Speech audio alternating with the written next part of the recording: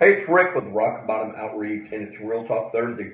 I saw on Facebook recently, and I'm going to tell you what I know. And I don't know the whole story, but I know what I saw. And it had to do with a Pee Wee football team that the coaches, I'm assuming the coaches led this. Um, the kids did not stand up for the national anthem. Not one of them. Everyone kneeled during the whole time. The coaches, the team, they were probably 7, 8 years old by the looks of it.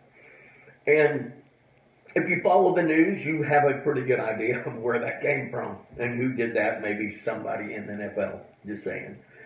Rock Bottom Outreach has had to deal with some of that recently because of what was modeled. But here's my point. These little kids probably didn't know why they were doing it, but they did it because the coaches said to do it. Well, here's what happened.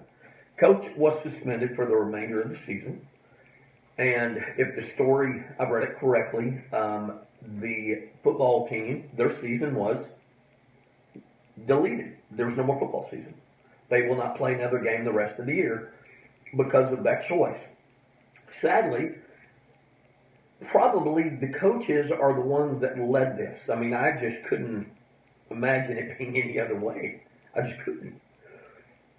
But we need to do a better job as parents realizing what we model to our kids. And if you feel this is a message that maybe should be shared, I want you to share it because it's time we understand, the future of our nation lies with these kids.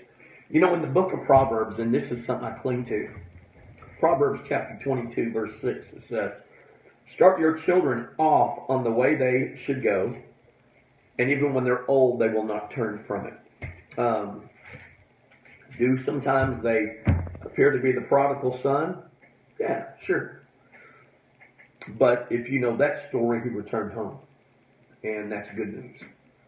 But we're talking about how we start our children off in the way they should go, in the way of the Lord. How do your children learn to do things? Usually, you teach them how. And they're watching everything they do. Your child, Dad, watches how you speak to their mother. They watch how you treat their mother.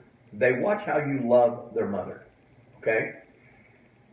Mom, same deal. Your daughter watches how you conduct yourself with your husband, which is their father, such, how you interact together. How do they know what a man does? All right? It's modeled to them. A lot of times it's like, hey, a man cusses, a man drinks beer, a man tells his woman what to do, which is not true at all.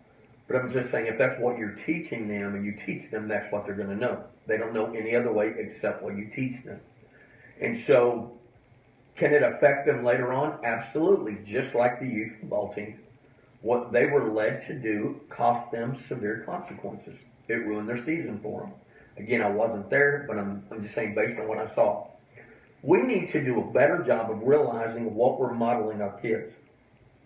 Fathers, if you want your child, your son, to grow up and treat a lady as a lady, you need to model that for him.